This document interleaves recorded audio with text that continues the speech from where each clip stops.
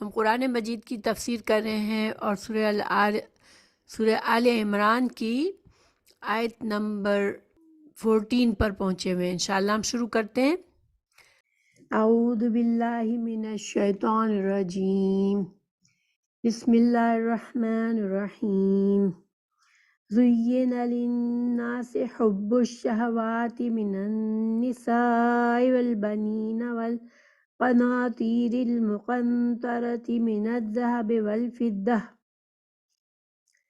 والفضة والخيل المسومة والأنعام والحرث، ذلك متاع الحياة الدنيا والله عنده حسن المآب۔ لوگوں کے لیے نفسانی خواہشوں کی محبت مزین کی گئی ہے، جو عورتیں اور بیٹے اور سونے اور چاندی کے جمع کیے ہوئے خزانے اور نشان لگائے ہوئے گھوڑے اور مویشی اور کھیتی ہیں۔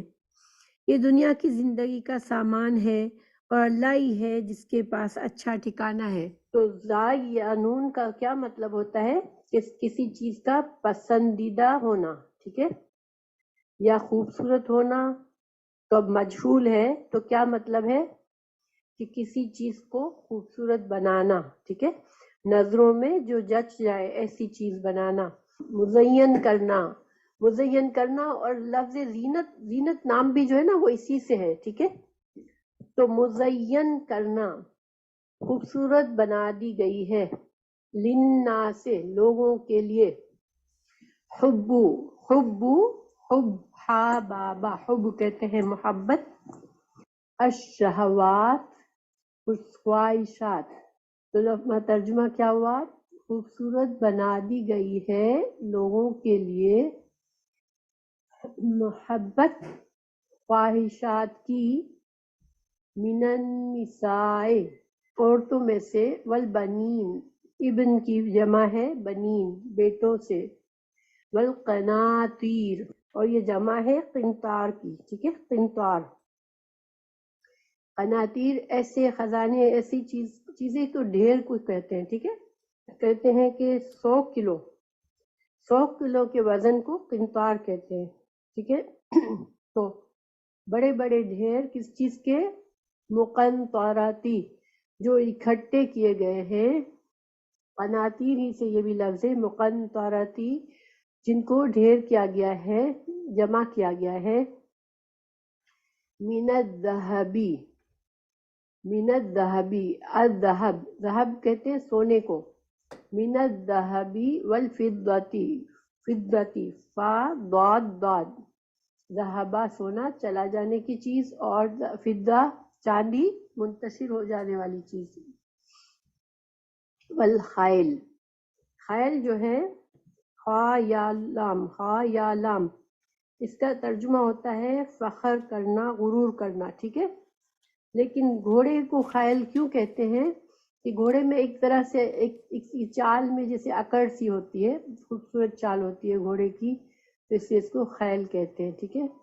المسوماتی، یہاں مسوماتین کا ترجمہ کیا گیا ہے نشان لگے ہوئے۔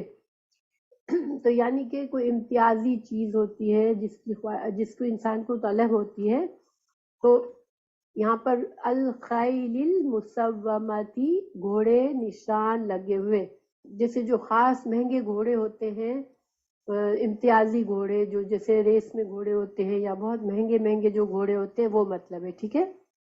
تو وہ بھی لوگوں کو پسند ہو۔ تو آج کل کے زمانے میں دیکھیں کار کو بھی ہورس پاور سے ہی کہا جاتا ہے، کہ جتنے زیادہ ہورس پاور کی گاڑی ہوتی ہے وہ بہت زیادہ پسند کی جاتی ہے۔ تو برانڈ نیم کارز جو ہوتی ہیں، یا ہورس پاور جس کا زیادہ ہے، یا اسپورٹس کار ہے، تو ہم اس کو بھی اس سے مطلب لے سکتے ہیں۔ تو ان ساری چیزوں کو کی جو خواہشات ہیں اللہ تعالیٰ نے ان کو خوبصورت بنا دیا ہے انسانوں کے لیے۔ اور یہاں بہت ہی غور کرنے والی بات ہے، انشاءاللہ ہم تفسیر میں پڑھیں گے کہ اللہ تعالیٰ نے یہ نہیں فرمایا کہ یہ عورتوں کو، بیٹوں کو، ڈھیروں مال کو اور گھوڑوں کو، ان کو خوبصورت بنایا ہے، نہیں، ان کی خواہشات کو خوبصورت بنایا ہے، ٹھیک ہے۔ اس میں بڑا فرق ہے کسی چیز کے خوبصورت بنانے میں اور کسی چیز کی خواہش کے خوبصورت بنانے میں۔ مثال کے طور پر آپ دیکھیں کہ کسی کے پاس بہت ہی خوبصورت گاڑی ہوتی ہے تو لوگ اس کو پلٹ پلٹ کے دیکھتے رہتے ہیں، جیسے ایک طرح سے ایک وش ہوتی ہے، ان کے دل میں خواہش ہوتی ہے کہ ہمارے پاس ہو، وہ ایسی گاڑی ہو ہمارے پاس۔ اسی طرح مال دولت میں کشش ہے کہ لوگوں کو اس کی خواہش بھی اچھی لگتی ہے مال کی، ہے نا؟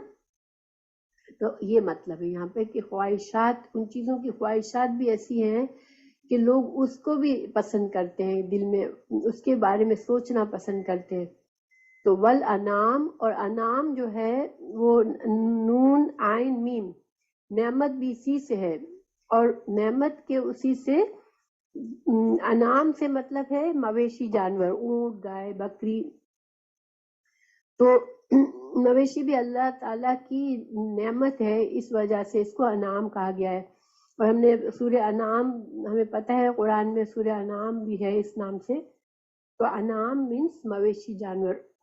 والحرث، حرث کہتے ہیں کھیتی کو، اور کھیتی بھی کسانوں کے لیے کھیتی بھی بہت محبوب چیز ہوتی ہے۔ تو اللہ تعالیٰ نے یہاں پر کچھ چیزوں کے نام گنوائے ہیں جو کہ جنرلی ایک آئیڈیا ہوتا ہے کہ اس کو پسند کرنے والے لوگوں کو پتہ ہوتا ہے کہ یہ پسندیدہ چیزیں ہیں لوگوں کی، اور ان کی خواہشات ہوتی ہیں۔ تو یہ ساری چیزیں انسان کی مرغوب چیزیں ہیں، پسندیدہ چیزیں۔ پھر اللہ تعالیٰ نے کیا فرمایا؟ ذالکا، یہ۔ تو ذالکا سے مطلب یہ جو خواہشات ہیں ان چیزوں کی، کہ یہ جو ساری چیزوں کی جو خواہشات کی محبت ہے، تو یہ ساری چیزیں کیا ہیں؟ متاع الحیات الدنیا، یہ متاع ہے۔ متاع کہتے ہیں دنیا کا سامان ہے، یہ تو دنیا کی چیزیں ہیں، صرف دنیا میں وقت، دنیا میں زندگی گزارنے کا سامان ہے یہ۔ متاع الحیات الدنیا، حیات زندگی، اور الدنیا، دنیا لفظ دنیا جو ہے اس کا روٹ ورڈ ہے دال نون اور واو، دنو، اور اس کا لفظی معنی کیا ہوتا ہے؟ قریب یا کمتر، ٹھیک ہے؟ یہ دو معنی ہوتے ہیں دنیا کے، کسی چیز کا قریب ہونا یا کسی چیز کا کمتر ہونا۔ تو دنیا کو دنیا کیوں کہا جاتا ہے؟ کہ یہ آخرت کے مقابلے میں ایک تو قریب ہے، پہلے دنیا ہے پھر آخرت آتی ہے، پھر یہ آخرت کے مقابلے میں بہت کم اور حقیر چیز ہے۔ دنیا کی زندگی اور دنیا کا سامان آخرت کے مقابلے میں بہت ہی تھوڑا ہے اور کم ہے، درجے میں کم ہے، اس لیے اس کو دنیا کہا گیا ہے، ٹھیک ہے؟ تو واللہ، اور اللہ تعالی، عندہ، اس کے پاس، حسن المآب، تو المآب لوٹنے کی جگہ، ٹھیک ہے؟ تو اللہ کے پاس جو ہے وہ اچھی جگہ ہے لوٹنے کی، دنیا کے مقابلے میں اللہ کے پاس اچھی جگہ ہے لوٹنے کی، یعنی جنت کی طرف اشارہ ہے۔ قل، کہہ دیجئے، او نبکم، تو کیا میں خبر دوں، تم کو، ٹھیک ہے؟ کیا میں خبر دوں تم کو، بخیرن، بہتر کی، تو کیا میں بتاؤں تم کو بخیرن، جو اچھی ہے، من ذالکا، اس چیز سے، من ذالکم، تو من ذالکم، ذالکم یہاں دنیا کی زینت کی طرف اشارہ ہے۔ تو اللہ تعالیٰ فرما رہے ہیں کہ آپ ان سے کہہ دیجئے کہ کیا میں آپ کو تم کو خبر دوں بہتر کی، اس سے، یعنی کہ جو دنیا کی یہ جو چیزیں ہیں جس کی تم کو بہت خواہشات ہیں، کیا اس سے بہتر چیز میں بتاؤں تم کو؟ پھر آگے ہے للذین، ان لوگوں کے لیے، مگر ظاہری بات ہے کہ یہاں پر دیکھیں ان لوگوں کے لیے، یعنی کہ آخرت میں جو خیر ہے وہ کن کے لیے ہے، ٹھیک ہے؟ آخرت میں سب کے لیے تو خیر نہیں ہے، کچھ لوگ جہنم میں جائیں گے، اللہ تعالیٰ ہمیں اس سے محفوظ رکھے، تو وہ تو خیر تو نہیں ہے، ان کے لیے تو بہتر نہیں ہے، لیکن کس کے لیے بہتر ہے؟ للذین، ان لوگوں کے لیے، اتقوا، جنہوں نے تقوی کیا۔ تقوی یہاں پر اس معنی میں آیا ہے کہ جن لوگوں کے دل میں یہ احساس ہوتا ہے کہ ہر قیمت پہ اپنی خواہش پوری کرنے کی کوشش نہیں کرتے، بلکہ وہ دیکھتے ہیں کہ اللہ تعالیٰ کچھ اللہ تعالیٰ مجھ سے ناراض ہونے والی چیز تو نہیں ہے، یا میرا طریقہ غلط تو نہیں ہے، یا میرے لیے یہ چیز حلال ہے یا حرام ہے، یہ سب چیزیں دیکھنے والے انسان جو ہیں ان کے لیے آخرت میں جو بہتر جگہ ہے، اس سے دنیا کی نعمتوں سے بہتر ہے، عند ربہم، ان کے رب کے پاس، جناتن، باغات ہیں، جری، بہتی ہیں، من تحتہا، ان کے نیچے سے، من تحتہا الانہار، انہار نہر کی جمع ہے، خالدینہ، ہمیشہ رہنے والے ہیں، فیہا، اس میں، وازواج، یہاں پر صرف بیویاں عام طور پر ترجمہ کرتے ہیں، لیکن زوج جو ہے وہ جوڑے کے لیے آتا ہے، یعنی کہ شوہر کے لیے بیویاں تو بیویوں کے لیے شوہر، ٹھیک ہے۔ ازواج مطہرۃ، کیسی بیویاں ہیں؟ پاکیزہ، اور مطہرہ سے مطلب ہوتا ہے کہ معنوی طور پر بھی کسی چیز کا پاک ہونا اور حسی طور پر بھی، یعنی کہ وہ اپنی جسمانی اور ان لحاظ سے بھی پاک اور صاف ہے، اور یہ جیسے معنوی طور پر یعنی کہ حلال اور پاک، مطہراتن، پاکیزہ ہے، اور رضوان، رضا مندی ہے، تو رضوان جو ہے اس میں بہت مبالغہ ہے، کثیر، بہت زیادہ رضا مندی، ٹھیک ہے، من اللہ، اللہ کی طرف سے، یعنی اللہ سبحانہ تعالیٰ جنتیوں سے ایسے راضی ہوں گے کہ پھر کبھی جنتیوں کو یہ خوف نہیں رہے گا کہ اللہ تعالیٰ ہم سے ناراض ہوگا۔ دنیا میں تو ہمیں خوف آتا ہے نا، کبھی ہم سے کوئی بات ہو جاتی ہے، ایسا کام ہو جاتا ہے تو ہم ڈر جاتے ہیں کہ کہیں اللہ ہم سے ناراض نہ ہو جائے، لیکن آخرت میں یہ خوف ختم ہو جائے گا، جنت میں جانے والوں کو اللہ تعالیٰ ان سے فرما دیں گے کہ میں اب راضی ہوں تم سے۔ اللہ کی رضامندی بھی ایک بہت بڑی، سب سے بڑی نعمت ہے ایک طرح سے، رضوان، رضامندی، اللہ تعالیٰ ہم سب سے راضی ہو جائے، آمین۔ من اللہ، اللہ کی طرف سے، واللہ، اور اللہ تعالیٰ، بصیر، دیکھنے والا ہے، بالعباد، بندوں کو، الذین، وہ لوگ، یہ وہ لوگ جن سے اللہ راضی ہو جائے گا، تو وہ لوگ، یقولون، وہ کہتے ہیں، یہ ان لوگوں کی صفت ہے، ان لوگوں کی صفت ہے جن سے اللہ راضی ہو جائے گا۔ وہ کیسے لوگ ہیں؟ جو کہ کہتے ہیں، ربنا، اے ہمارے رب، بے شک ہم، انا، بے شک نہ ہم، آمنا، ایمان لے آئے ہم، یعنی یہ لوگ دنیا میں بھی اللہ سے دعا کرتے رہتے ہیں کہ اللہ ہم ایمان لے آئے، فاغفر لنا، فاغفر، پس بخش دے ہم کو، کتنا، ہمارے، یعنی ہمارے لیے بخش دے، یعنی کہ ہمارے گناہوں کو، ٹھیک ہے، ہمارے گناہوں کو چھپا دے، غفرہ سے مطلب ہوتا ہے چھپا دینا، ذنوبنا، یہ دم جو ہے اس کا لفظی ترجمہ کیا ہے؟ کسی چیز کی دم، تو یہاں پر گناہوں کے لیے دم کا لفظ کیوں آتا ہے؟ کہ یہ ایسے کاموں کو کہا جاتا ہے دم جس کے پیچھے سزا ملے، ٹھیک ہے، جب جو کام جن سے سزا اس کے پیچھے آتی ہے اس کو ذم کہتے ہیں، اور ذم کا لفظی ترجمہ کیا ہوتا ہے؟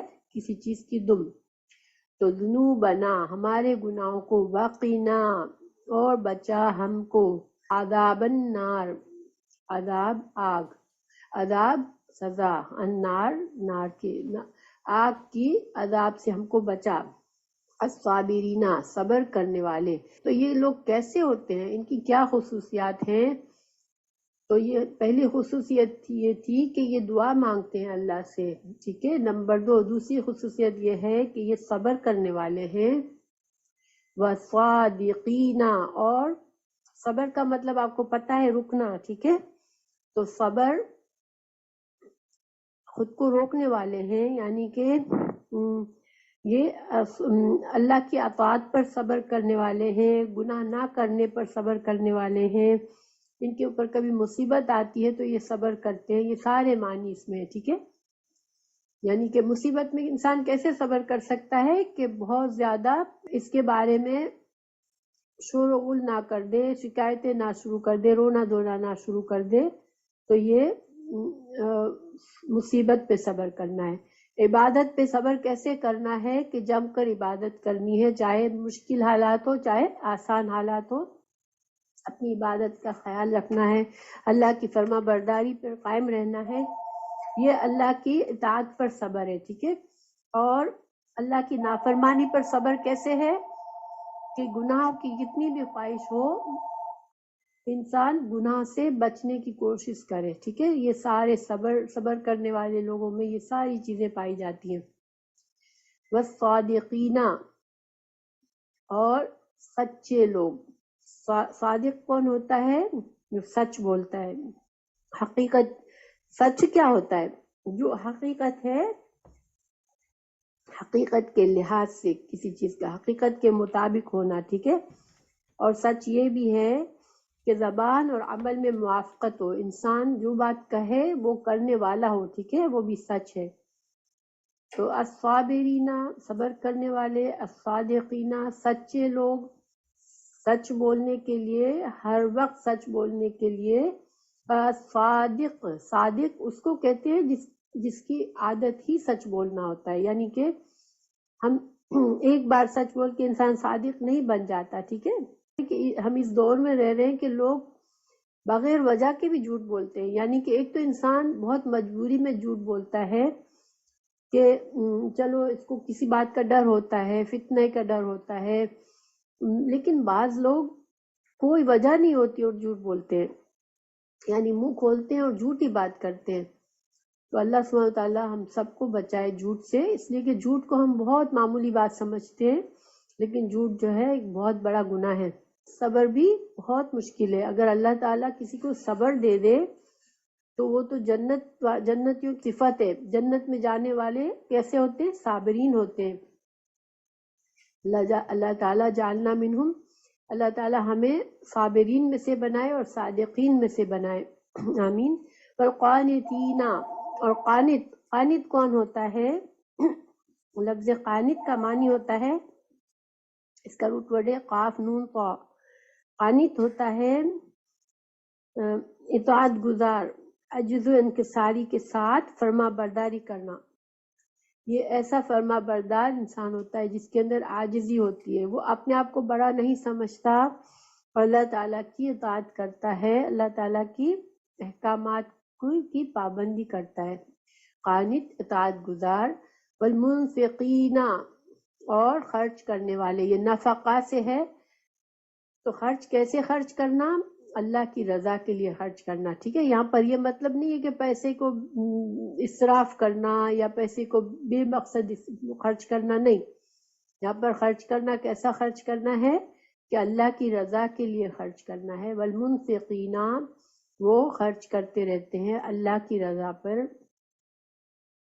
اور والمستغفرین، اور بخشش مانگنے والے، پار طلب کرنے والے، بخشش مانگنے والے۔ کس وقت؟ بالاسحار، سحری کے وقت۔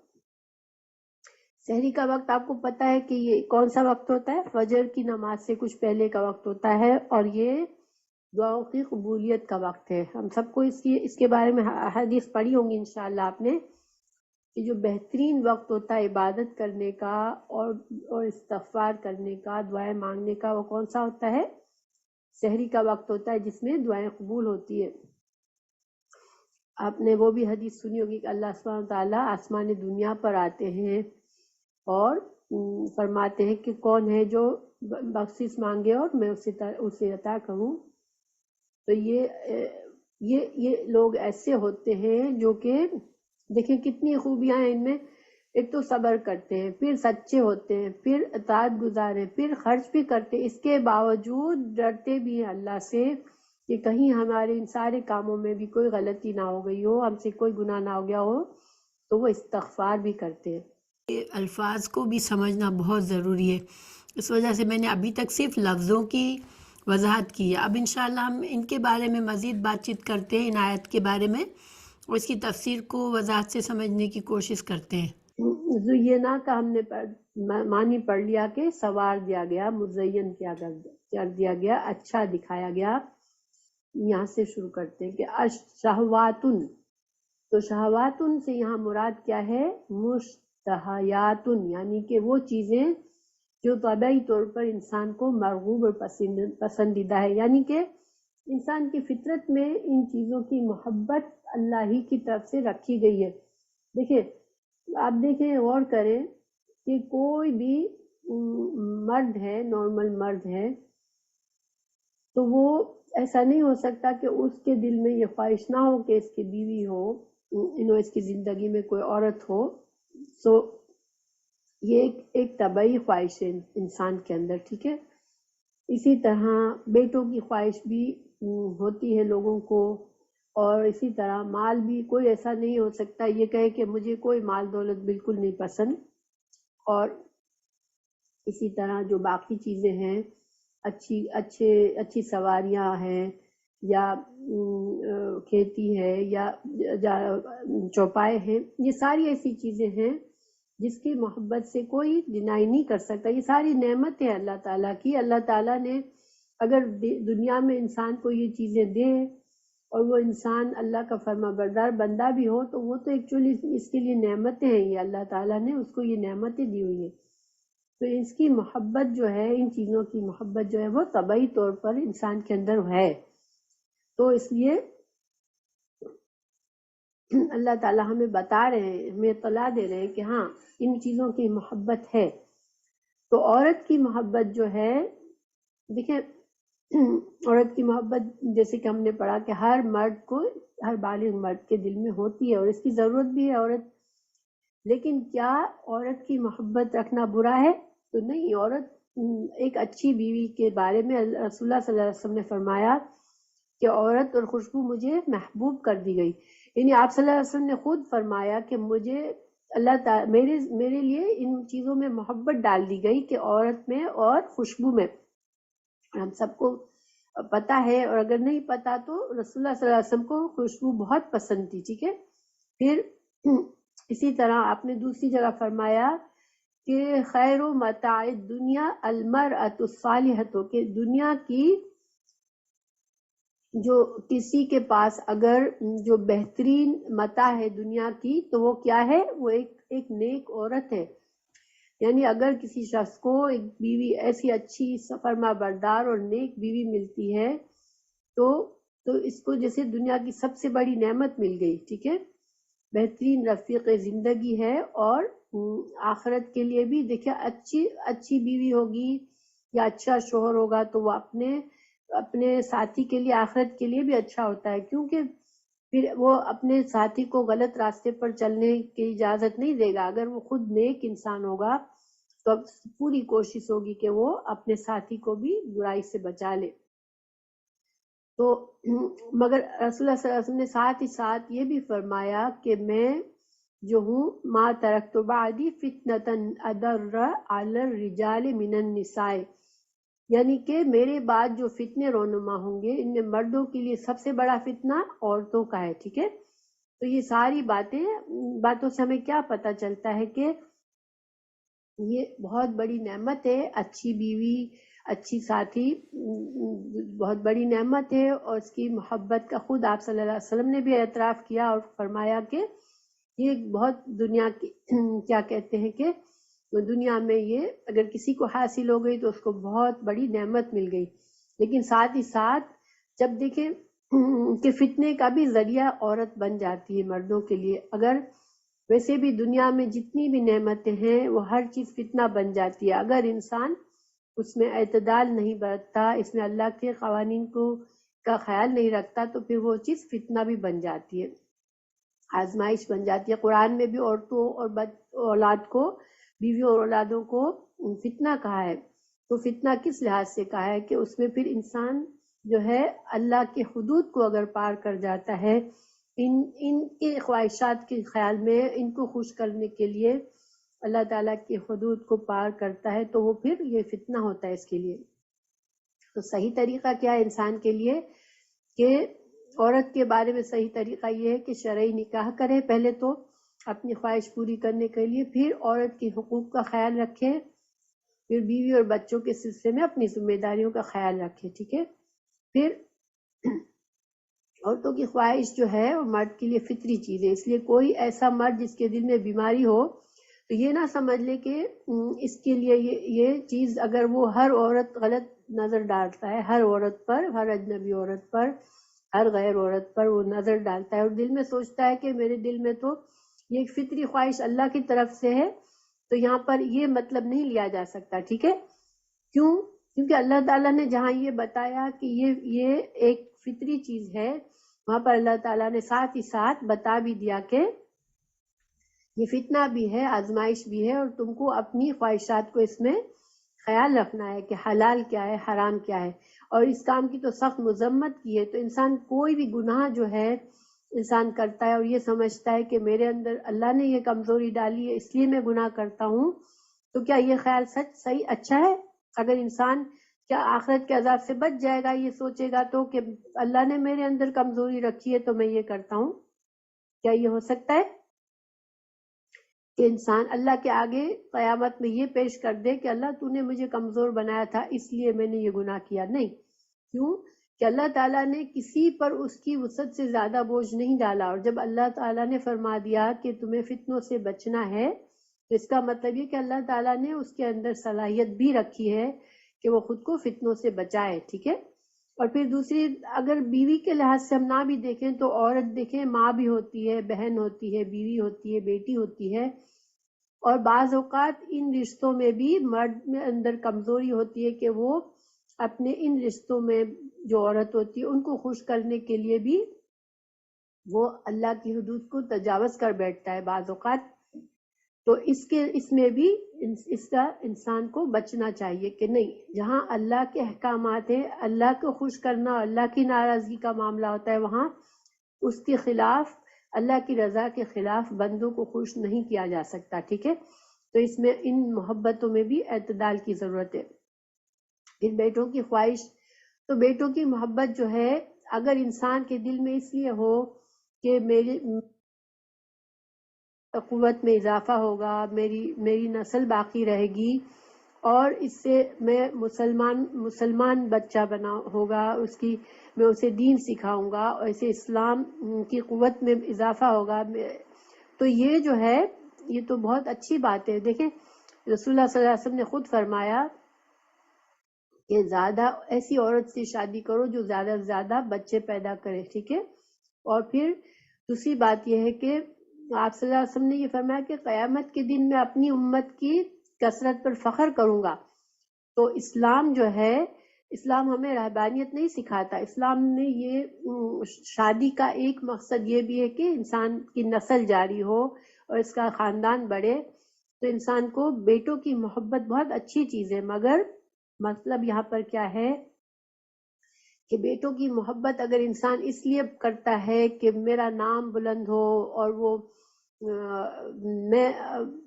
میں جو بھی غلط صحیح میرا طریقہ ہے اس میں میرے پاس زور بازو مل جائے مجھے بیٹوں کے ذریعے، تو یہ طریقہ غلط ہے. اولاد کو انسان جب مانگتا ہے تو ہمیشہ یہ دعا کرنی چاہیے کہ اللہ تعالیٰ نیک اور صالح اولاد دے، اور پھر پوری کوشش کرنی چاہیے کہ اپنے بچوں کو انسان اس اللہ کا دین ضرور سکھائے. دیکھیں اس معاملے میں ہم سب میں یہ کوتاہی ہے کہ جب ہم کوئی خوش نصیب لوگ ہیں جنہوں نے اپنے بچوں کو بالکل شروع سے دین اسلام کی تعلیمات دی، ٹھیک ہے، اور مسلمانوں کے کیا طور طریقے ہیں وہ سکھائے، اللہ کی فرما برداری سکھائی. ورنہ ہماری جو نسل ہے، ہماری جو وقت، ہماری جنریشن جو ہے وہ ہم خود بھی، ہم انفارچونیٹلی ہمارے والدین کو بھی پوری طرح سے دین نہیں ملا، اکثریت کو، اور ہم کو بھی پوری طرح سے دین نہیں ملا، تو ہم نے بھی اپنے بچوں کو صحیح دین نہیں سکھایا. اور اب ہمارے بچے، بہت سے لوگوں کے بچے اب بڑے بھی ہو چکے ہیں جن کو ہم چاہیں بھی تو اب ہم ان کی تربیت صحیح نہیں کر سکتے. تو یہ ایک طرح سے ہم لوگوں کے لیے ایک بس ایک سمجھ لیں کہ ایک دکھ کی بات ہے کہ ہماری نسل، آج ہم اپنے جوان بچوں کو دیکھتے ہیں، ہماری نسل کو دیکھتے ہیں تو بہت کم لوگ ہیں جن کو دین کی کچھ سمجھ ہے. ٹھیک ہے، کچھ ایسے خوش نصیب ماں باپ ہیں جن کے بچے نیک ہیں اور وہ دین کو سمجھتے ہیں اور دین پر چلتے ہیں، تو یہ اللہ کی بہت بڑی نعمت ہے. کیونکہ دیکھیں اولاد جو ہے نا، حالانکہ ہماری اولاد میں ہمیں بہت ہماری محبت ہوتی ہے، ہم اولاد کے لیے ایک چھوٹی سی بھی اولاد کی ہم تکلیف یا پریشانی نہیں دیکھ سکتے، لیکن یہ اولاد صرف نیک اولاد ہی ہمارے لیے آخرت میں فائدہ دے گی اور آخرت میں ہمارے ساتھ بھی ہوگی. ورنہ جو اولادیں جن کو دین کی نہیں سمجھ آئی، جو گمراہ ہو گئے، اللہ تعالیٰ محفوظ رکھے، تو پھر وہ نہ تو آخرت میں وہ فیملی کی طرح ہوں گے، اس لیے کہ ماں باپ اور اولاد الگ ہو جائیں گے. اگر جو جہنم میں جانے والے ہیں ان کے بچے ان کے ساتھ بھی نہیں ہوں گے، بلکہ ایک دوسرے سے دشمنی کریں گے اور نہ ہی وہ ان کو کوئی ثواب ملتا ہے. جبکہ نیک اولاد کی ہر نیکی کا ثواب مارنے کے بعد بھی والدین کو ملتا رہتا ہے. تو یہ معمولی بات نہیں ہے، یہ تڑپ ہمارے سب کے دل میں ہونی چاہیے، چاہے ہم نے اپنے بچوں کو صحیح دین سکھایا یا ہم اس سے محروم رہ گئے، لیکن ہمارے اندر یہ تڑپ اور یہ دعا ہونی چاہیے کہ ہمارے بچے جو ہے وہ اللہ کی فرمانبردار بن کر زندگی گزارے. پھر ڈھیر و مال، سونا چاندی، اس کے اصول کے لیے جائز طریقہ اپناؤ. دیکھیں مال بھی ایک اللہ تعالیٰ کی بہت بڑی نعمت ہے. ایک امیر آدمی جو ہے وہ نیکی کے بہت سے چانسز ہیں اس کے پاس کہ وہ صدقہ کرتا ہے، بڑے بڑے نیکی کے کام کروا سکتا ہے اور اپنا پیسہ اس طرح خرچ کر سکتا ہے کہ اللہ تعالیٰ اس سے راضی ہو جائے. تو یہ اس کے پاس بہت بڑی ایک طرح سے نعمت ہے. لیکن اگر انسان اسی مال کو پا کر تکبر کرتا ہے، تفخر کرتا ہے، یہ سمجھتا ہے یہ مال تو میری صلاحیتوں کی وجہ سے مجھے ملا ہے اور میں کوئی بڑی چیز ہوں جو میں نے یہ مال کمایا ہے، تو یہ جو ہے یہ کس کا طریقہ تھا؟ آپ لوگوں کو یاد ہے کسی کو کہ کس نے یہ سوچا تھا؟ اللہ نے اس کو بہت مال دیا اور اس نے سوچا کہ یہ تو میری صلاحیتوں کی وجہ سے مجھے ملا ہے کہ میرے اندر یہ خوبی ہے.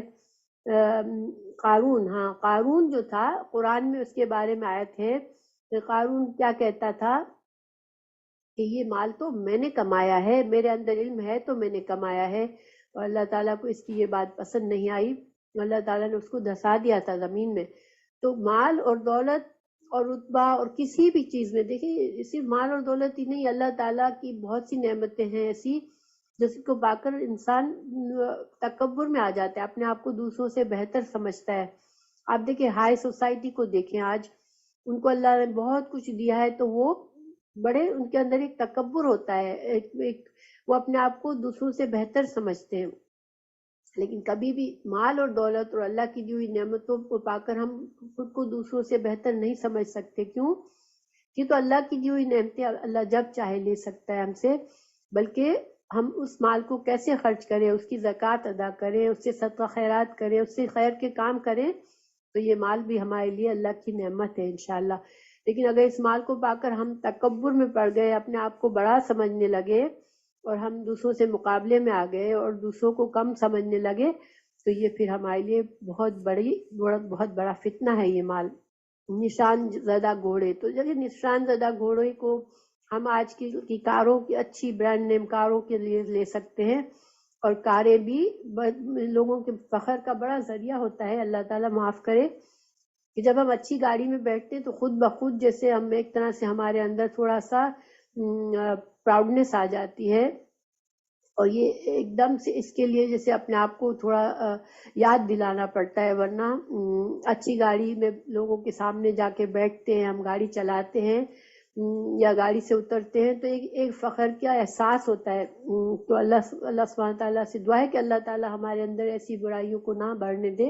اور جب بھی دیکھیں یہ فطری چیزیں ہیں چونکہ، اس لیے جب دل میں آئے تو فوراً استغفار کر لیا کریں انشاءاللہ، لا حول ولا قوت الا باللہ پڑھ لیا کریں، تو انشاءاللہ اللہ تعالیٰ ہمیں محفوظ رکھے گا. تو اب آخر میں اللہ تعالیٰ نے اس میں فرمایا کہ یہ چیزیں تو ساری صرف دنیا کا سامان ہے. تو صرف اس جملے میں اللہ تعالیٰ نے بہت سی باتیں بتا دی کہ یہ چیزیں کیا ہے، یہ حقیر چیزیں، دنیا کی جتنی بھی نعمتیں ہیں وہ آخرت کی نعمتوں کے مقابلے میں بہت ہی ناپائیدار اور حقیر ہے، اور ان کی حقیقت جو ہے صرف ان کا مقصد صرف یہ ہے کہ انسان زندگی گزار لے، بس اپنی زندگی کو آسانی سے گزار لے اور اس کے ذریعے سے آخرت کما لے بس۔ اگر اس سے زیادہ ان کو تم نے حیثیت دی تو یہ تو دنیا خود، پوری دنیا ہی بھی، صرف دنیا بھی اللہ کے نزدیک تو اس کی بھی کوئی حیثیت نہیں ہے۔ تو دنیا کی یہ چند نعمتیں ہمارے پاس آ جائے تو ان میں ہم اگر اس کو ہم بہت کچھ سمجھ کر ہم اپنی آخرت خراب کر لیتے ہیں تو یہ تو بہت بڑی حماقت ہے، ٹھیک ہے۔ اللہ تعالیٰ ہم سب کو محفوظ رکھے، اور یہ چیز ایسی ہے کہ کسی نہ کسی لیول پر ہمیں اپنے اندر جھانکنا پڑے گا، اس لیے کہ یہ ہمیں پتہ بھی نہیں چلتا کہ ہم غرور کر رہے ہیں، ہم فخر کر رہے ہیں، لیکن ہمارے اندر ہوتا ہے یہ، اور یہ بہت ہی مشکل سے نظر آتا ہے، تو اس پر ہمیں اپنے اوپر کڑی نظر رکھنے کی ضرورت ہے۔ پھر اللہ تعالیٰ فرما رہے ہیں کہ آپ کہہ دیجئے، رسول اللہ صلی اللہ علیہ وسلم آپ کہہ دیجئے، کیا میں تمہیں اس سے بہت ہی بہتر چیز بتاؤں؟ یہ جو چیزیں اوپر جن کا ذکر آیا، جن کی محبت تمہارے دل میں ہے، اس سے بہتر چیز بتاؤں میں؟ تو وہ کیا ہے؟ وہ تقویٰ ہے۔ تقویٰ والوں کے لیے ان کے رب تعالیٰ کے پاس جنتیں ہیں جن کے نیچے نہریں بہ رہی ہوں گی، جن میں وہ ہمیشہ رہیں گے، اور پاکیزہ بیویاں، اور اللہ تعالیٰ کی رضامندی ہے۔ سب بندے اللہ تعالیٰ کی نگاہ میں ہیں۔ تقویٰ والے کون ہوتے ہیں؟ اس آیات میں تقویٰ کے ہم مختلف جگہوں پہ تقویٰ استعمال ہوتا ہے قرآن میں، اور مختلف معنی میں استعمال ہوتا ہے۔ سب میں اللہ کا خوف تو ہوتا ہے، ٹھیک ہے، لیکن تقویٰ کا کوئی خاص پہلو ہوتا ہے کہ کس معاملے میں اللہ کا خوف کرنا ہے۔ تو یہاں پر تقویٰ سے مطلب اس معاملے میں خوف کرنا ہے اللہ سے جو بندے ان نعمتوں کی محبت میں، ان کے حصول میں، ان چیزوں کو حاصل کرنے کے لیے جو اللہ سے ڈرتے ہیں کہ کہیں میں اپنی خواہش کا بندہ تو نہیں بن گیا ہوں، کیا میں اپنی ہر خواہش کے پیچھے تو نہیں بھاگ رہا ہوں، ٹھیک ہے۔ اور اللہ تعالیٰ نے چند چیزوں کے نام بتائے، لیکن یہ ایک طرح سے کانسیپٹ بتا دیا ہم کو، ٹھیک ہے۔ اس کے بعد جتنی بھی چیزیں ہیں جو ہماری مختلف دلوں میں ہمارے خواہشات آتی ہیں، وہ سب ہم اس سے قیاس کر سکتے ہیں کہ جو بھی خواہش ہے ہمیں کیا جج کرنا ہے کہ ہمیں اللہ کے تقویٰ دل میں یہ رکھنا ہے کہ یا تو میری خواہش میں فرسٹ آف آل اعتدال رکھنا ہے، کیونکہ جب خواہشات انسان کے اوپر اتنی شدت سے چھا جاتی ہے کہ اس کو کوئی چیز نظر نہیں آتی، تو وہ بہت خطرناک معاملہ ہوتا ہے۔ اور بہت سے لوگوں کا یہ حال ہوتا ہے کہ جب کوئی چیز ان کے دل میں سما گئی، پھر ان کو اس چیز کے علاوہ کوئی دھن لگ جاتی ہے اس چیز کی، اس کے پیچھے پڑ جاتے ہیں، صحیح غلط سب بھول جاتے ہیں۔ تو یہ تقویٰ کے خلاف ہے۔ تقویٰ کیا ہے کہ انسان بیلنس رہے اور اپنی خواہشات کو خود ہی جج کرتا رہے کہ میری یہ خواہش فرسٹ آف آل جائز ہے کہ نہیں جائز ہے، ٹھیک ہے۔ اگر جائز خواہش ہے تو کیا میں اس کو حاصل کرنے کے لیے کہیں اللہ تعالیٰ کو ناراض کرنے والا کام تو نہیں کر رہا ہوں، یہ دیکھنا ہے۔ پھر اس خواہش کا استعمال میں اس چیز کو اللہ تعالیٰ اگر مجھے دے دیتے ہیں تو میں اس کا استعمال صحیح کر رہا ہوں یا نہیں کر رہا ہوں، میں اس کے ذریعے آخرت کما رہا ہوں یا نہیں کما رہا ہوں، یہ ساری باتیں ہمیں ہمارا دل بتائے گا۔ اگر ہم اپنے آپ سے، ہمارے دل میں یہ احساس رہے گا تو ہم ہر وقت اس چیز کو ہمیں ایسے چمٹ کے رہنا ہے کہ ہمارے ہر وقت ہمارے ذہن میں، دیکھیں خواہشات جو ہے نا، خواہشات کا ایسا معاملہ ہے جیسے کہ سمندر میں جیسے موجیں اٹھتی ہے نا، ابھی تو ایک موج پوری طرح سے ڈاؤن نہیں ہوئی اور دوسری موج اس کے اوپر چڑھاتی ہے نا، تو ہماری خواہشات بھی ایسی ہی ہیں۔ اللہ تعالیٰ نے یہ نہیں فرمایا کہ چیزوں کی محبت، اللہ نے فرمایا خواہشات کی محبت۔ تو خواہشات ایسی ہیں کہ انسان کے اوپر سمندر کی موجوں کی طرح آتی ہیں، ایک ابھی ہٹی نہیں کہ دوسری آ جاتی ہے۔ حالانکہ آپ دیکھیں کہ جب انسان کو جو نعمت مل جاتی ہے اس کی کوئی تڑپ اتنی بعد میں رہتی ہے کیا؟ دیکھیں بہت سے ہم لوگ، مثال دے رہی ہوں میں آپ کو، یہ نہیں میں کہہ رہی ہوں کہ آپ لوگ جا کے موویز دیکھیں، لیکن بہت سے موویز، ڈرامے ہم پڑھتے ہیں، کتابیں پڑھتے ہیں، تو ہمیں اس لڑکے اور لڑکی کے شادی سے پہلے جو اسٹرگل ہوتی ہے، جو ایک دوسرے کو چاہنے کے لیے، پانے کے لیے جو لوگ محنت کرتے ہیں، قربانیاں دیتے ہیں، جو مشکلات سے گزرتے ہیں، ہمیں بس وہ دکھایا جاتا ہے کہانی میں۔ کبھی یہ دکھایا کہ اب دونوں کی شادی ہو گئی، اب آگے کیا کہانی ہوئی؟ کہانی کا اینڈ کہاں کا ہو جاتا ہے؟ جب شادی ہو گئی۔ تو مطلب کیا ہوا کہ خواہشات کی جو کشش ہوتی ہے نا، وہ اس کی شدت کب تک ہوتی ہے؟ جب تک وہ چیز حاصل نہیں ہوتی. جب حاصل ہو جاتی ہے کوئی چیز تو بعض اوقات ہم اسی چیز کو ہم کچھ دنوں میں ہمارے لیے کوئی اہمیت بھی نہیں ہوتی اس کی. تو اسی لیے خواہشات جو ہے سمندر کی موجوں کی طرح انسان کے اوپر آتی ہے، اور ہمیں اس سے بچنے کی، ہمیں اس میں بہت زیادہ ہر وقت، جیسے ایسا ہے کہ دیکھیں ہمارا سب سے بڑا دشمن شیطان ہے، ٹھیک ہے، لیکن ہمارا جو دوسرا سب سے بڑا دشمن ہے وہ ہماری خواہشات ہے. خواہشات نفس جو ہے وہ اس کو ہمیں اس طرح سے دیکھنا ہے جیسے ہمارے سامنے ہمارا دشمن ہے، ہر وقت ہمارے ساتھ چل رہا ہے، ٹھیک ہے، اور ہمیں ان کو بہت کڑی نظر سے دیکھنا ہے کہ یہ خواہشات ہمیں اللہ سے دور نہ کر دے، اللہ کی رضا سے دور نہ کر دے.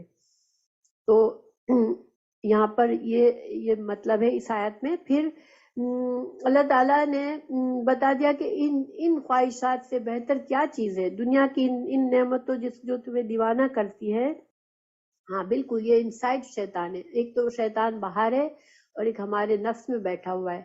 تو ہم کو اللہ تعالیٰ نے کیا بتایا کہ جنت، جو باغات، جو جنت اللہ نے تیار کیا آخرت میں، جس کے نیچے نہریں بہ رہی ہیں، وہ ہمیشہ کی جنتیں ہیں. اور اس میں تمہیں ایسے پاکیزہ ساتھی ملیں گے جو جسمانی طور پر بھی ہر لحاظ سے پاک ہوں گے. نہ ان کو، آپ کو پتہ ہے جنت میں انسان کو کوئی تھوکنا اور ناک صاف کرنا اور واش روم جانا، ایسی کوئی بھی کمزوری اس میں نہیں ہوگی، کوئی خرابی نہیں ہوگی. اور وہ پاکیزہ، وہ دل کے بھی پاک ہوں گے. تو ایسے پاکیزہ ساتھی ملیں گے تم کو جنت میں. اور سب سے بڑی جنت کی جو نعمت ہے وہ اللہ کی رضامندی ہے، تو تمہیں وہ مل جائے گی. تو ایک طرح سے ہمیں اس کا بدل بتا دیا گیا کہ وہ جو تمہارے دل میں خواہشات ہیں، ٹھیک ہے، تم کو وہ فطری چیز تو ہے، لیکن تم کو ہمیشہ یہ یاد رکھنا ہے. دیکھیں جب بھی آپ جدوجہد کریں نا، جب کسی خواہش کے پیچھے جائیں تو ضرور دیکھ لیں، ایک لمحے کے لیے ضرور سوچ لیں کہ میرا اس میں آخرت کا کیا فائدہ ہے یا کیا نقصان ہے. اگر آپ صرف دنیا کا فائدہ یا نقصان دیکھیں گے تو شاید آپ بھول جائیں گے اور غلط کر جائیں گے. لیکن اگر آخرت کے بارے میں سوچیں گے تو انشاءاللہ ہمیں آخرت کا فائدے پر نظر رکھیں گے تو پھر اللہ تعالیٰ ہمیں ہمت بھی دے گا، توفیق بھی دے گا، اور ہم دعا بھی کریں گے کہ اللہ تعالیٰ ہمیں ایسی خواہشات سے بچا لے. پھر اللہ تعالیٰ نے یہاں فرما دیا کہ اللہ تعالیٰ بصیر العباد ہے، یعنی کہ اس میں بھی دو باتیں ہیں، ٹھیک ہے. ایک تو اللہ تعالیٰ ہماری کوششوں کو دیکھتا ہے کہ ہمارے اندر کتنی اسٹرگل ہو رہی ہے، کتنی خواہشات سے ہم اپنا جھگڑا کر رہے ہیں صرف اس لیے کہ ہم اللہ کو خوش کرنا چاہتے ہیں. تو اللہ تعالیٰ ایک مسلمان کی جد و جہد بھی دیکھتا ہے، اور اللہ تعالیٰ ایک نافرمان بندے کی جسارت بھی دیکھتا ہے کہ کس طرح وہ اللہ کی خواہشات، اللہ کی رضا کو چھوڑ دیتا ہے اور اپنی خواہش کا بندہ بن جاتا ہے. تو اللہ تعالیٰ ہر چیز سے واقف ہے، اور اللہ تعالیٰ کے پاس اس بصیر بالعباد میں یہ بھی مطلب ملتا ہے کہ اللہ تعالیٰ تم کو اس کا جزا ضرور دے گا، اچھے کو اچھا بدلہ اور برے کا برا بدلہ ضرور دے گا، کیونکہ اللہ ہر چیز سے واقف ہے، باخبر ہے. تب ان آیت کا دیکھیں ہم تھوڑا سا یہ دیکھتے ہیں کہ پیچھے سے کیا تعلق ہے. پہلے کہ پیچھے سبق ہم نے پڑھا کہ نجران کا وفد آیا ہوا تھا اور ان کو رسول اللہ صلی اللہ علیہ وسلم نے اسلام کی دعوت دی، مگر انہوں نے قبول نہ کیا. اور یہ نہیں تھا کہ ان کو سمجھ نہیں آ رہی تھی، ان کو بالکل واضح سمجھ آ گئی کہ یہ رسول اللہ صلی اللہ علیہ وسلم سچے نبی ہیں اور یہ دین حق ہے، اسلام دین حق ہے. لیکن انہوں نے کیوں نہیں مانا؟ کہ ان کے دلوں میں دنیا بسی ہوئی تھی، دنیا کے فائدے تھے، دنیا کی بڑائی تھی. اس لیے تو یہاں پر اللہ تعالیٰ نے ہمیں یہ آیات اس سبق میں ڈالنے، اس سیاق و سباق میں اس ڈالنے کی وجہ یہی ہے کہ ان کا انکار حق جو تھا وہ کیا تھا؟ دنیا کی محبت تھی، ان کی شہوات کی محبت تھی، تو جس کی وجہ سے وہ بہت بڑی خیر سے محروم ہو گئے. دیکھیں اگر ان کے دلوں میں اتنی محبت نہ ہوتی دنیا کی تو وہ حق کو قبول کر لیتے اور ان کو خیر کثیر مل جاتی اور ان کی آئندہ کی نسلیں بھی بچ جاتی. انہوں نے نہیں حق قبول کیا تو اس کا کتنا بڑا نقصان ہوا کہ وہ خود تو اپنا برا انجام کو پہنچے، لیکن ان کی آئندہ نسلیں بھی گمراہ ہو گئی. تو یہ تعلق ہے اس کا پچھلی آیات سے، ٹھیک ہے. اچھا آج کے دور میں دیکھیں ہم اس کے کیسے دیکھتے ہیں کہ بہت سے لوگوں سے آپ کہیں کہ آپ قرآن کو سیکھیں، وہ قرآن سیکھنے سے کیوں گھبراتے ہیں کہ ان کو یہ ڈر ہوتا ہے کہ اگر ہم کو کچھ ایسے اللہ کے احکامات بتا دیے گئے تو پھر ہمیں ان پر عمل کرنا پڑے گا، اور ہم جو ہے ہمیں اپنے طریقہ بدلنا پڑے گا، ہماری زندگی کو بدلنا پڑے گا، اور وہ اس کے مقابلے میں یہ ترجیح کرتے کہ ہم قرآن کو نہ سمجھیں تو ہم جاہل رہیں گے، یعنی کہ جاہل رہے تو جہالت سے ہم کو پوچھا نہیں جائے گا اور ہم اپنی منمانی کرتے رہیں گے۔ لیکن کیا جہالت کو اللہ تعالیٰ نے یہ بتایا کہ جاہل انسانوں کو سزا نہیں ملے گی، کہ جو انسان غافل رہا دین سے اس کو سزا نہیں ملے گی؟ کیا اللہ نے یہ بتایا؟ نہیں، اللہ تعالیٰ نے تو شروع میں سورہ فاتحہ میں دعا ہمیں کیا سکھائی تھی کہ اللہ تعالیٰ ہمیں نہ تو ضالین، ہمیں ضالین کے راستے سے بھی بچا لے، اور ضالین کون تھے؟ ضالین وہ تھے جن کو علم ہی نہیں تھا، جنہوں نے لا علمی میں گمراہ ہو گئے۔ اور ہم کہتے ہیں نا کہ سورہ فاتحہ میں ہم آخری آیت کیا کہتے ہیں؟ جب میں بول رہی ہوتی ہوں، جب میرے ذہن سے باتیں نکل جاتی ہیں پچھلی، تو سورہ فاتحہ کی جو آخری آیت ہے کہ غیر المغضوب ولا الضالین، اللہ تعالیٰ ہمیں مغضوب علیہ اور ضالین کے راستے سے بچانا، تو یعنی کہ اللہ تعالیٰ نے ہمیں شروع سے سکھا دیا قرآن کے شروع میں ہی کہ تم لا علمی کو تم نعمت مت سمجھو کہ تم لا علم رہے دین کے علم سے تو تم سزا سے بچ جاؤ گے اور تم اپنی منمانی کر سکو گے، نہیں، لا علمی اس چیز کی اجازت نہیں ہے کہ تم لا علم بھی رہو اور اپنی منمانی کرو اور پھر بھی جنت میں چلے جاؤ گے، نہیں، علم حاصل کرو گے تو انشاءاللہ اللہ تعالیٰ دیکھیں اللہ تعالیٰ فرماتا ہے کہ سب سے زیادہ میرے بندے جو مجھ سے ڈرتے ہیں وہ علماء ہیں، یعنی کہ جن کو صحیح دین کی سمجھ آتی ہے ان کے دل میں اللہ کا خوف بھی زیادہ آ جاتا ہے، اور ان کو گناہوں سے بچنا ان کے لیے آسان ہو جاتا ہے، ٹھیک ہے۔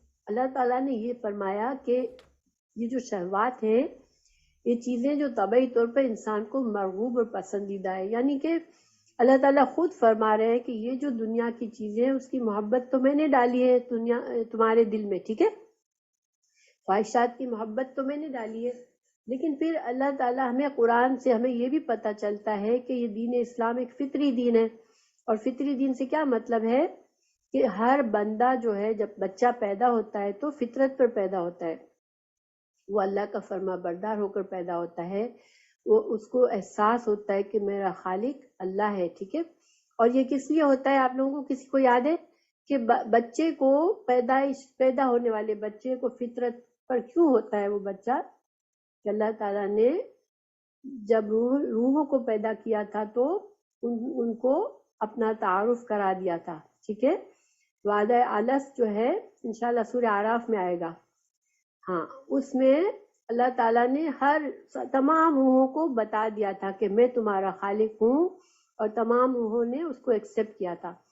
ہر بچہ اللہ کا فرما بردار اور فطرت پر ہوتا ہے، اور فطرت پر ہونے کا مطلب یہ کہ انسان کی فطرت میں نیکی کو پسند کرنا ہے، ٹھیک ہے، فطری طور پر دیکھیں انسان بعض اوقات اس کو کوئی دین کا علم نہیں ہوتا لیکن اس کو یہ پتہ ہوتا ہے کہ یہ غلط کام ہے اور یہ صحیح کام ہے، تو یہ کون بتاتا ہے اس کو؟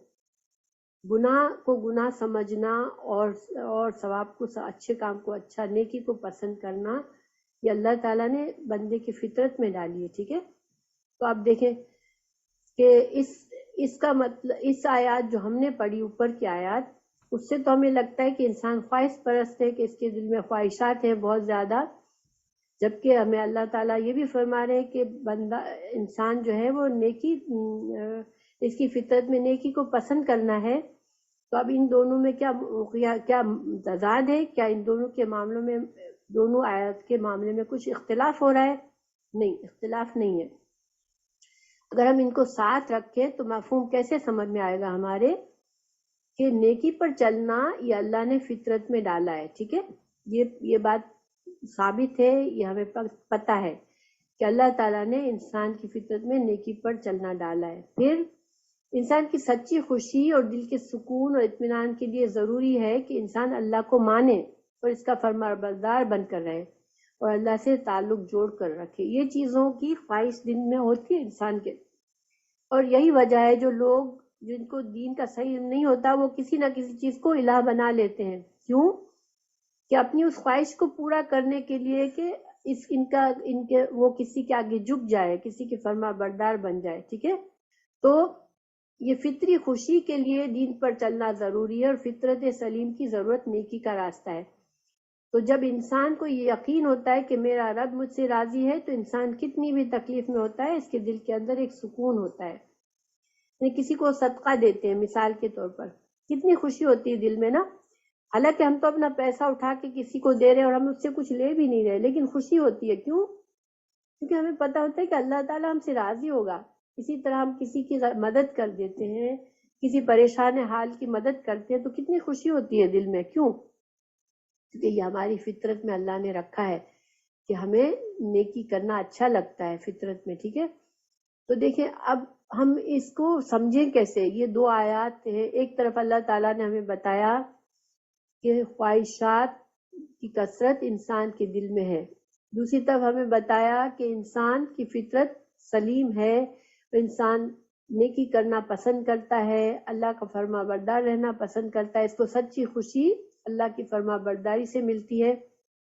تو اس کا ہم کیسے مطلب سمجھیں؟ دیکھیں سورہ آل عمران کی آیت نمبر 14 ہے یہ. ٹھیک ہے، لیکن سورہ کہف کی آیت نمبر 7 اور سورہ ملک کی آیت نمبر 2، یہ تین آیات کو ہم اگر سامنے رکھیں تو ہمیں سارا زندگی کا فلسفہ سمجھ میں آتا ہے. ٹھیک ہے، پورا فلسفہ حیات ہمارے سامنے آ جاتا ہے. سورہ کہف کی آیت نمبر 7، اِنَّا جَعَلْنَا مَا عَلَى الْأَرْضِ زِینَةً لَهَا لِنَبْلُوَهُمْ أَيُّهُمْ أَحْسَنُ عَمَلًا.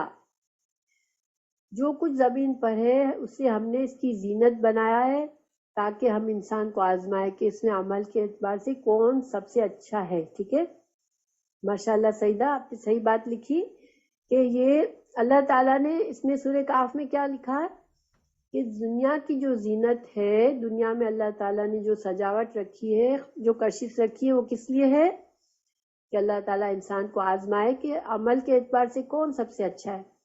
تو حالانکہ انسان کی فطرت میں تو نیکی ہے، مگر جب اللہ تعالیٰ یہ دیکھنا چاہ رہا ہے کہ یہ نیکی کی جو فطرت ہے وہ کتنی اسٹرانگ ہے کہ جب اس کے سامنے کشش آتی ہے، چیزوں کی محبت آتی ہے، تو کتنا اللہ کا فرما بردار بنتا ہے اور کتنا اپنی خواہشات کو پوری کرتا ہے. ٹھیک ہے، تو اس وجہ سے اللہ نے خواہشات کی محبت بھی دل میں ڈالی، اور اللہ تعالیٰ نے ہمارے اندر فطرت میں نیکی بھی رکھی تاکہ ہمارے لیے فائدہ کس چیز میں ہے کہ ہم اپنی فطرت سلیم پر چلیں اور اللہ کے فرما بردار بن جائے. لیکن ہمارے سامنے یہ ایک امتحان کے لیے خوبصورتی رکھ دی گئی کہ ہمارے لیے ایک طلب اور کشش رکھ دی گئی کہ ہم اس طرف جاتے ہیں یا ہم اس طرف جاتے ہیں. ٹھیک ہے، پھر سورہ ملک کی آیت نمبر 2 میں بھی یہی مفہوم ہے، الذی خلق الموت والحیات لیبلوکم ایکم احسن عملا وہو العزیز الغفور. جس نے موت اور زندگی کو پیدا کیا تاکہ تمہیں آزمائے کہ تم میں سے کون عمل کے اعتبار سے زیادہ بہتر ہے اور وہ زبردست ہے اور معاف فرمانے والا ہے. تو یہ تین آیتیں اگر ہم دیکھیں تو ان تین آیتوں سے ہمیں پورا مقصد زندگی سمجھ میں آ جاتا ہے. اللہ تعالیٰ نے 6 چیزوں کی طلب کی خواہش کا یہاں پر مثال دی ہے. ٹھیک ہے، اس آیت میں، لیکن جو کہ عام سمجھ میں آنے والی ہے، جن کو ایک طرح سے مثال کے طور پر پیش کیا گیا ہے، اس لیے کہ جنرلی ہر انسان کو سمجھ میں آتی ہے ان چیزوں کی محبت. اور یہ واضح فرمایا کہ انسان کے اندر دنیا کی چیزوں کی طلب اور خواہش اور کمزوری اللہ نے رکھی ہے. اب ہمارے لیے کیا ہے کہ خواہشات تو آتی رہیں گی. ٹھیک ہے، کسی چیز کی محبت ہوتی ہے تو چیز حاصل ہو جاتی ہے، انسان سکون میں آ جاتا ہے. پھر تو یہ ساری باتیں میں ماشاءاللہ کر چکی ہوں کہ جب انسان دیکھیں خواہشات جو ہیں وہ کبھی ختم نہیں ہوتی، چیزیں مل بھی جاتی ہیں. یہ شعر ہے، ہزاروں خواہشیں ایسی کہ ہر خواہش پہ دم نکلے، بہت نکلے میرے ارمان لیکن پھر بھی کم نکلے. آپ ایک چیز کی خواہش کریں گے وہ پوری ہو جائے گی، تو لیکن جب تک وہ پوری ہوگی جب تک دوسری خواہشات انسان کے اندر آ جائے گی. تو ہمیں کیا کرنا ہے کہ ہمیں نمبر 1 اپنی خواہشات پر چیک رکھنا ہے. ٹھیک ہے، دوسری بات جب ہمیں یہ چیزیں حاصل ہو جائے، ہماری خواہشات پوری ہو جائے، تو ہم اللہ کی نعمت سمجھے اس چیز کو، ٹھیک ہے؟ ہم اس کو پا کر غرور و فخر کرنے کے بجائے ہم سمجھے کہ اللہ نے ہمیں یہ نعمت دی ہے، اور ہمیں اگر یہ احساس ہوگا تو پھر ظاہری بات ہے کہ ہم اس کو جائز طریقے سے اس کو حاصل کرنے کی کوشش کریں گے، اور ان نعمتوں کا پر ملنے پر اللہ کا شکر ادا کریں گے، اور اس کو اس طرح استعمال کریں گے کہ اللہ ہم سے راضی ہو جائے اور ہمیں دنیا اور آخرت کے لیے اجر ہم کما سکے اس کے لیے۔ تو نعمت جو ہے انسانوں کو، اس سے انسان ایک مفلس انسان اور فقیر انسان کی نسبت، انسان کے پاس اگر نعمتیں ہوتی ہیں، دولت ہوتی ہے، تو یہ اللہ کی نعمت ہوتی ہے اگر وہ اس سے فرما برداری کے ساتھ استعمال کرتا ہے۔ پھر انسان کا اصل جہاد کیا ہے کہ وقتی لذت اور خوشی کے لیے انسان گناہ میں پڑنے سے بچے، اور یہی مفہوم ہے اس آیت کا کہ انسان کے لیے سب چیزوں کی خواہش مزین کر دی گئی ہے، اور یہی اس کا امتحان ہے۔ تو اب ایک اور بھی فائدہ ہے، یہ اللہ تعالیٰ نے جو ہمارے دلوں میں یہ خواہشات ڈالی ہے اس کا ایک اور فائدہ بھی ہے۔ وہ فائدہ کیا ہے؟ دیکھیں، دنیا میں انسان کو معاشرتی زندگی گزارنی ہوتی ہے، دوسرے انسانوں کے ساتھ مل کر رہنا ہوتا ہے، اور ہمیں ایک دوسرے کے کام کرنے پڑتے ہیں۔ دیکھیں، بہت سے جابز اور جو ہم کرتے ہیں، کاروبار کرتے ہیں، مختلف سروسز پرووائڈ کرتے ہیں، اس لیے کرتے ہیں کہ ہمیں ایک دوسرے کی ضرورت ہوتی ہے، تو ہماری ضرورت کوئی اپنی محنت سے پوری کرتا ہے تو ہم اس کو پیسے دے کے اس کی ضرورت پوری کرتے ہیں۔ تو اگر اللہ تعالیٰ نے ہمارے دل میں خواہشات ہی نہ رکھی ہوتی تو پھر ہر انسان کیا کرتا کہ رہبانیت کی طرح اختیار کر لیتا، کہ دنیا چھوڑ کر وہ ویرانے میں جا کے بیٹھ جاتا، کہ اللہ اللہ کرتا رہتا، کہ اسے کسی چیز کی پرواہ نہ ہوتی۔ تو یہ خواہشات جو ہیں یہ ہمارے لیے ایک طرح سے ایک کشش ہے، ایک قوت ہے جس کے ذریعے ہم دنیا میں بھاگ دوڑ کرتے ہیں، اور یہ ہمارا امتحان ہے کہ ہم اس بھاگ دوڑ میں اللہ تعالیٰ کی کس حد تک، اللہ کے حدود کی کس حد تک خیال رکھتے ہیں، اور اللہ کے کتنے فرما بردار رہتے ہیں۔ تو کیا یہ چیز سمجھ میں آئی؟ انشاءاللہ اتنی یہ آیات آخر میں تھوڑا سا خلاصہ ہے کہ اللہ تعالیٰ نے ہمیں بتا دیا کہ جو سوچ تم کو فتنے میں پڑنے سے بچا سکتی ہے وہ یہ ہے کہ یاد رکھو اللہ تمہارے تمام معاملات کو سے باخبر ہے۔ اللہ تعالیٰ نے یہ آیات بتانے کے بعد بتا دیا کہ میں سب کچھ دیکھ رہا ہوں، اللہ بصیر بالعباد، اللہ ہر چیز کو دیکھتا ہے، بندوں کے ہر معاملات کو دیکھتا ہے، اور یہ ساری رونقیں اور چاہتے صرف عارضی دنیا کے سامان ہیں، تم کو آخرت میں اللہ ہی کی طرف لوٹنا ہے، اور جو نعمتیں اللہ نے آخرت کے لیے تیار کی ہیں وہ کہیں زیادہ اور بہتر اور ہمیشہ رہنے والی ہیں، اور آخرت کی سب سے بڑی نعمت یہ کہ اللہ کی رضامندی جنت میں جانے والوں کے لیے اب ہمیشہ کے لیے ہوگی۔ تو انشاءاللہ یہ پہلی دو آیات آپ لوگوں کے لیے آسان ہو گئی ہوگی انشاءاللہ سمجھنے میں، ٹھیک ہے؟ اور اللہ تعالی ہمیں اور بھی سمجھ میں ہماری برکت دے۔ پھر ہم آگے بڑھتے ہیں۔ دیکھیں، جب اللہ تعالیٰ نے ہمیں یہ بتا دیا، سارا فلسفہ حیات بتا دیا، خواہشات کا بتا دیا کہ تمہارا ایک دشمن ہے تمہارے اندر بیٹھا ہوا ہے، تمہاری خواہشات جو ہیں وہ تمہاری دشمن ہو سکتی ہے، تو پھر ایک بندہ مومن کیا کرتا ہے؟ گھبراتا ہے اور دعا کرتا ہے اللہ سے۔ تو ہمیں اس سے ایک چیز یہاں یہ سمجھ میں آئی، الذین یقولون ربنا اننا آمنا فاغفر لنا ذنوبنا وقنا عذاب النار، کہ دعا جو ہے ایک مومن کا بہت بڑا ہتھیار ہے، اور ہم نیک بن نہیں سکتے سوائے اس سے کہ اللہ ہماری مدد فرما دے۔ تو ہر قدم پر ہم کو اللہ سے دعا مانگنے کہ اللہ تعالی ہمیں نیکی پر ثابت قدم رکھے، ٹھیک ہے؟ یہ بات ایک تو پتہ چلتی ہے۔ پھر اللہ تعالیٰ نے دیکھیں، اللہ تعالیٰ نے جب بھی کوئی ایسا موقع ہوتا ہے کہ بندے کے لیے ایک خوف کا معاملہ ہوتا ہے کہ یہ کیا کرے، بندہ گھبرا جاتا ہے کہ اچھا میرے اندر اتنی خواہشات آتی ہیں تو یہ تو اللہ نے ڈالی ہے، تو اب میں کیسے ان سے بچوں؟ تو اللہ تعالیٰ فوراً بندوں کو دعا سکھا دیتے ہیں کہ ہمیں کیسے دعا مانگنی ہے، کہ اللہ ہم تو تجھ پر ایمان لا چکے ہیں، تو ہمارے گناہ معاف فرما دے اور ہمیں آگ سے بچا لے۔ گویا بندہ اپنے نیک عمل کو پیش کرتا ہے کہ اللہ میں تیرا فرما بردار ہو گیا، اب تو مجھے میرے گناہوں سے میں اپنی پوری کوشش کر رہا ہوں کہ میں جو ہوں گناہوں سے بچوں، میں تیری نافرمانی نہ کروں، لیکن مجھ سے پھر بھی گناہ ہوں گے، چونکہ تو نے میرے اندر یہ خواہشات ڈالی ہیں تو میں کمزور بھی ہو جاتا ہوں، لیکن تو میری مجھ سے کمی کوتاہی ہو جائے تو تو مجھے معاف فرما دینا اور تو مجھے آگ سے بچا لینا۔ تو یہاں پر ایک طرح سے ایک اصول بھی ہمیں ملتا ہے دعا مانگنے کا، کہ دعا مانگنے کے لیے انسان اپنے نیک اعمال کو پیش کر سکتا ہے، ٹھیک ہے۔ ہم اللہ تعالیٰ سے، ہمیں پتہ ہے کہ ہم نے کوئی عمل خالص اللہ کو خوش کرنے کے لیے کیا ہے، تو ہم پھر اللہ سے اس عمل کو پیش کر کے دعا مانگ سکتے ہیں۔ جیسے مثال کے طور پر ہم لوگ یہاں مل کر پڑھ رہے ہیں، اگر ہم دل میں سوچے اللہ تو ہم سے راضی ہو جائے گا، ہم اس لیے آئے ہیں تیرا دین سیکھنے کے لیے کہ تو ہم سے راضی ہو جائے، تو پھر یہ ایک ہماری نیکی ہے۔ تو پھر ہم اس کا حوالہ دے سکتے ہیں کہ اللہ تو میری اس نیکی کی وجہ سے تو میرے لیے آسان کر دے، دین کے راستے پر چلنا، دین کا علم سیکھنا تو میرے لیے آسان کر دے، اس قرآن کے ساتھ جڑ کے رہنا آسان کر دے۔ تو ہم یہ انشاءاللہ کر سکتے ہیں، اور اللہ تعالیٰ سے امید ہے کہ اللہ تعالیٰ ہماری اس دعا کو قبول کرے۔ اللہ تعالیٰ مزید بتا رہے ہیں کہ یہ جو بندے ہیں، جو میرے نیک بندے ہیں، وہ ایمان لاتے ہیں، دعا بھی کرتے ہیں، دل میں ڈرتے بھی ہیں اور مجھ سے دعا بھی مانگتے ہیں، لیکن اس کے ساتھ ساتھ وہ خود عمل بھی کرتے ہیں۔ ان کے اعمال کیا ہے؟ الصابرین، وہ صبر کرنے والے ہیں، الصادقین، وہ سچے ہیں، صبر کرنے والے، سچ بولنے والے، فرما برداری کرنے والے اور اللہ کی راہ میں خرچ کرنے والے۔ اور پھر یہ سب کچھ کرنے کے بعد بھی ڈرتے ہیں کہ پھر بھی مجھ سے کچھ غلطی ہو گئی ہوگی، تو پھر کیا کرتے ہیں؟ راتوں کو تہجد کے وقت اٹھ کر بخشش کی دعا بھی مانگتے ہیں۔ تو یہ وہ بندے ہیں جو کہ اپنی اس کمزوری کو، اس فطری کمزوری پر قابو پا لیں گے اور جنت میں داخل ہوں گے۔ تو انشاءاللہ یہ تو ترجمہ ہے، تھوڑا سا ان کے یہ جو خصوصیات بتائی گئی ہیں ان کے بارے میں، ہم ان صفات کے بارے میں تھوڑا سا خلاصہ کر لیتے ہیں کہ یہ خصوصیات سے کیا مطلب ہے، ان کی وضاحت کر لیتے ہیں انشاءاللہ۔ دیکھیں، سب سے پہلے ہم سے کہا گیا الصابرین، صبر کرنے والے۔